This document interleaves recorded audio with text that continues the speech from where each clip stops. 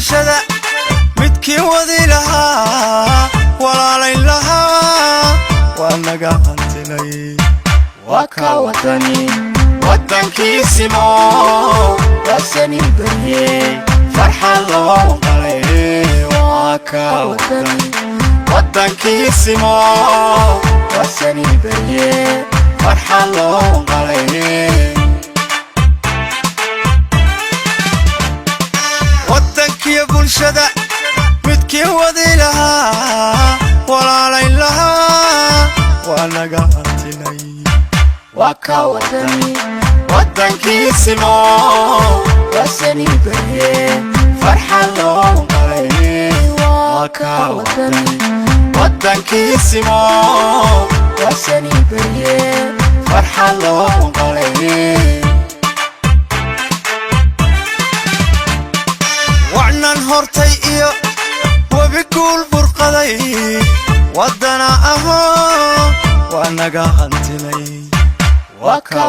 isku soo baxani ma aha madaxweyne ama wafdi soo dhaweyntiisa waa taageerayaasha labada musharax ee isku sidkan Dr. Maxamuud Ismaaciil Aadan oo sharaxan golaha wakiilada gobolka Awdal oo astaantiisuna tahay dooniye Injineer Mustafa Umar Ciga oo sharaxan golaha deegaanka degmada Boorama waxayna maanta si rasmi ah xariga uga jareen labadan musharax sideed xafiis ku kala yaala xaafadaha kala duwan ee magaalada Boorama si ololaha doorashooyinka ka ololeen doonaan dadweyne aad u tiro badan ayaa codadooda taageero ugu soo bandhigay labadan musharax xafladda xariga jarka sideedan xafiiskooda dhexe ka qabsantay xafladu shucuurtooda aad u kacsan labadan musharaxna la garab taagan codkooga waxa madasha xariga jarka si wada jira xariga uga jaray labadan musharax ee isku sidkan ogaanada xaqaasi ka hadlay dadweynahan iyo taageerayaashooda uga mahad celiyay Injineer Mustafa Umar Ciga sidoo kale Dr. Maxamuud Ismaaciil Aadan Rahmaan Rahiim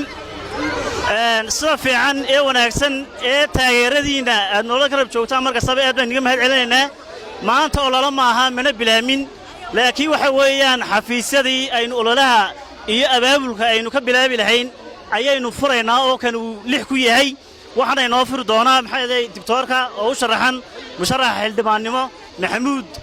Ismaaciil Aadan iyo aniga oo u sharaxan waxa weeyaan golaha deegaanka waxaan inii sheegaynaa laba orahood baan isfaraynaa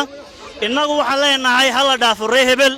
oo horumarka hala doorto waxaan leenahay hala dhaafo waxa weeye qabiilka oo quruxda hala doorto ballantan waa maalintaasi xafiisyaduna waa inoo furan yihiin waa halkii baahiyihiin aad keen lahayd berito wax laga qabanayo waxna inoo furi doonaa hadda doctorka Bismillahir Rahmanir Rahim Bismillahir Rahmanir Rahim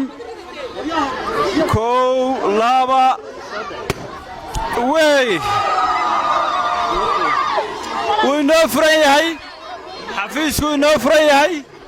waad mahadsantihiin taageerayaashiina saad uga soo qayb gashaan waad mahadsantihiin ololihii baynu bilaabaynaa wuu inoo furan yahay wassalaamu calaykum waraxmatullaahi wabarakaatu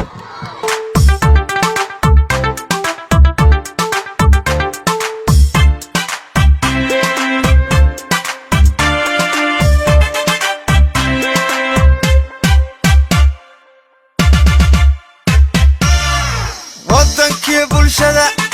midkii wadi lahaa walaalayn lahaa waa naga hantilay